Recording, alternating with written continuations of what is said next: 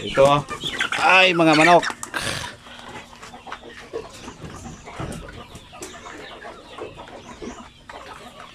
So, naalala nyo pa ba na ito yung mga sisiw pa to dati na pinapalaki ko sila para sa per kilo.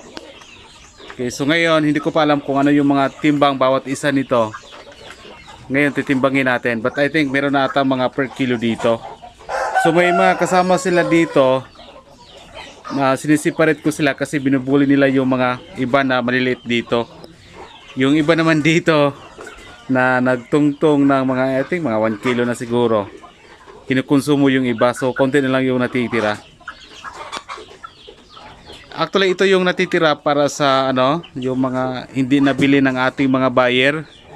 Mostly mga lalaki yung nandito kasi yung binibili sa ating mga buyer mga babae talaga. Kaya yung maiwan halos mga lalaki. So yung hindi natin mabinta na mga sisiw na mga lalaki, pinapalaki natin sila kasi merong bumibili sa atin ng mga per kilo.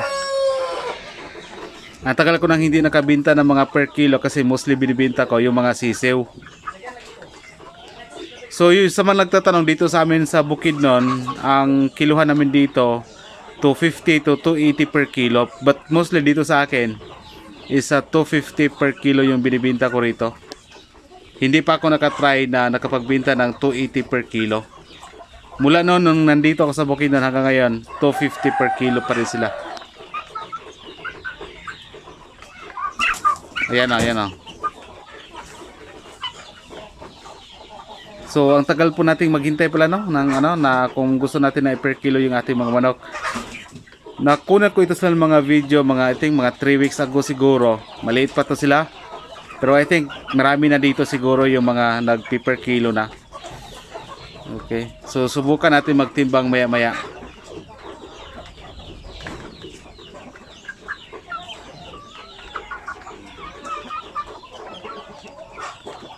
Yung nandito ay I think nasa mga 11 plus 5 nandoon.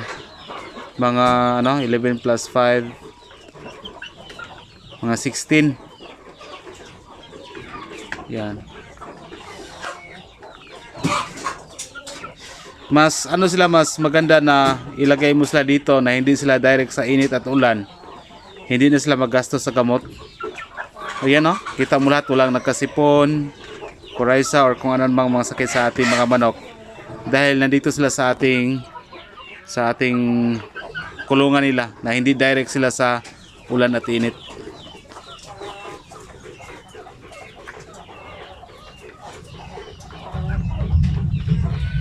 Maya subukan natin ito itimbang. Actually madali lang magbenta ng mga native chicken na per kilo dahil yan may buyer ka na agad. Kaso problema mo kung per kilo medyo matagal ka kumita. So sa akin lang mostly binibenta ko mga 1 month old yung kaya nang ibiyahe yung mga sisiw. Mas dali din ang pera kapag mga sisiw ibibenta kaysa maghintay ka ng 3 months bago sila mag 1 kilo pa.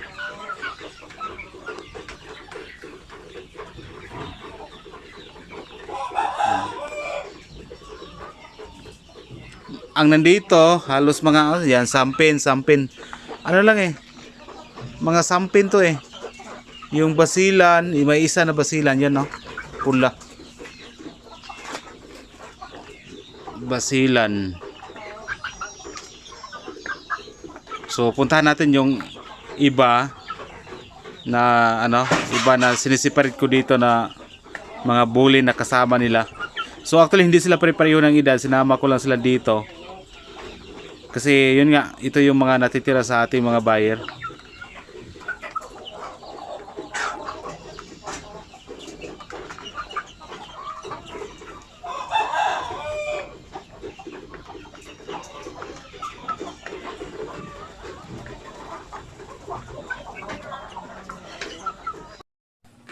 So ito, sinisiparate ko sila kasi nga mga bully sila.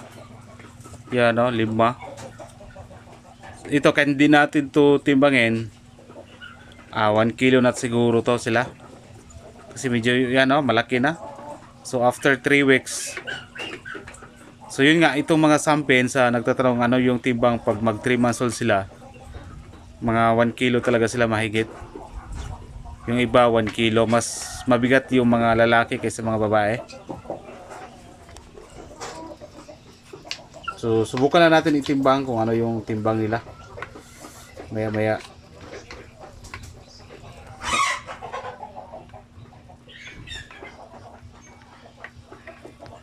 Mga sampin.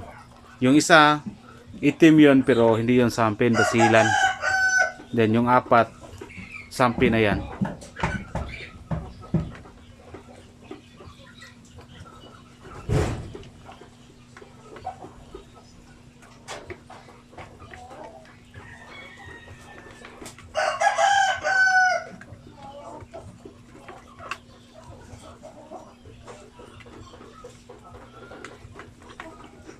Pero subukan pa rin natin silang itimbang para makuha natin. Ito mga 3 months of ano timbang nito.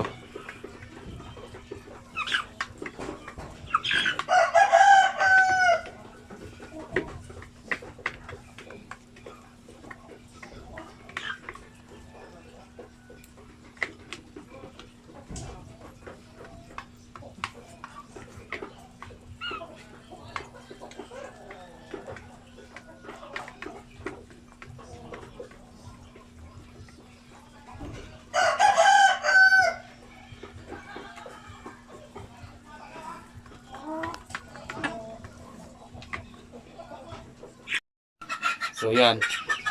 Kana mga pila edad na boy? After all. 3 months na nito. 3 months na eh? Apit na no. Hapit na pero tumas kapin pa. Sige. 1 week na ko lang. Sige, sige lang. Wala pa ka. Mapila. 3/4 pa.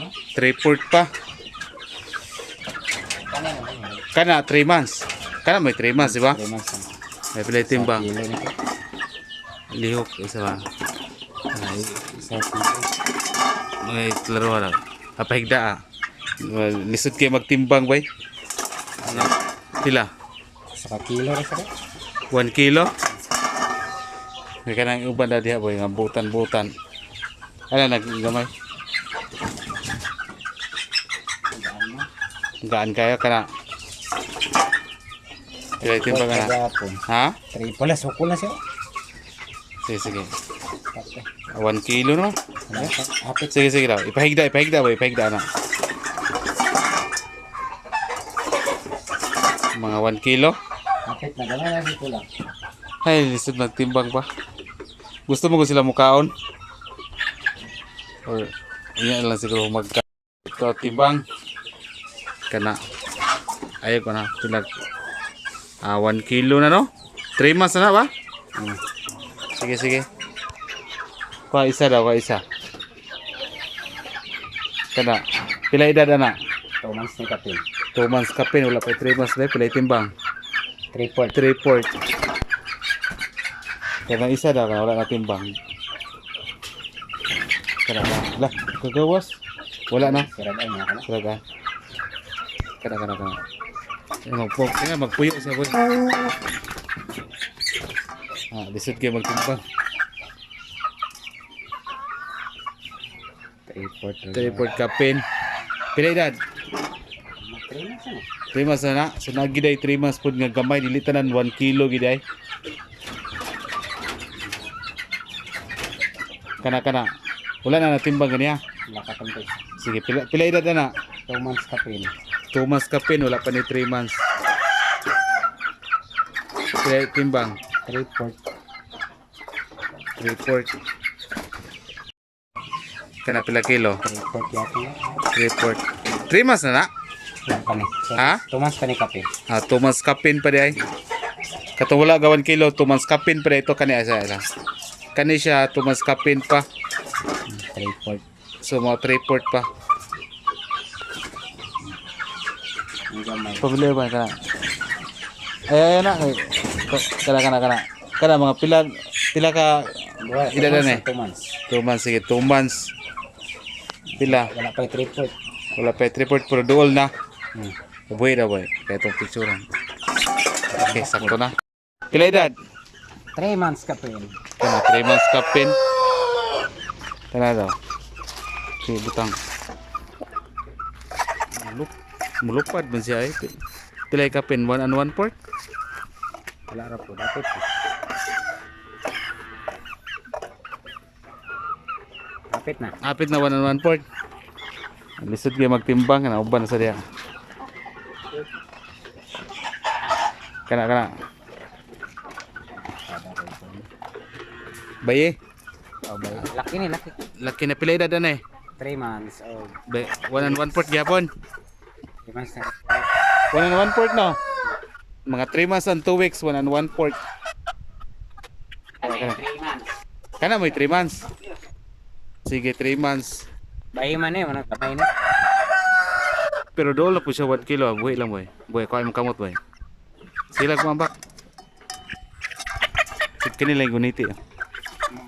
Sige na, kuha ka. Mga Isog na gaga. Sulog gili sila. kanang uban. Musul, balik na sila boy. Alay sila de.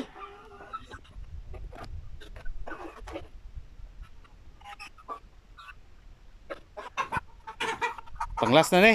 Ay, sampin na gagapon siya. Dili na basilan di. Ay, abi na kong basilan na. Sampin na yun, oh. Ay, sampin day gyapon na. Mga pila edad na. Kani, 4 months na siya. Bayi. 1 and 1/4 ba? 4 months na siya. Sampin man. Puro sa sampin din eh. Abi na kong basilan. Okay. Mana? So, yun nga daw. Tapos na tayo nagtimbang. Hindi pare-pareho yung kanilang bigat. Minsan sa malapit na mag 3 months, mga 3/4 pa. May 3 months, 1 kilo. Sobra sa 3 months, 1 and 1/4. So yan, okay.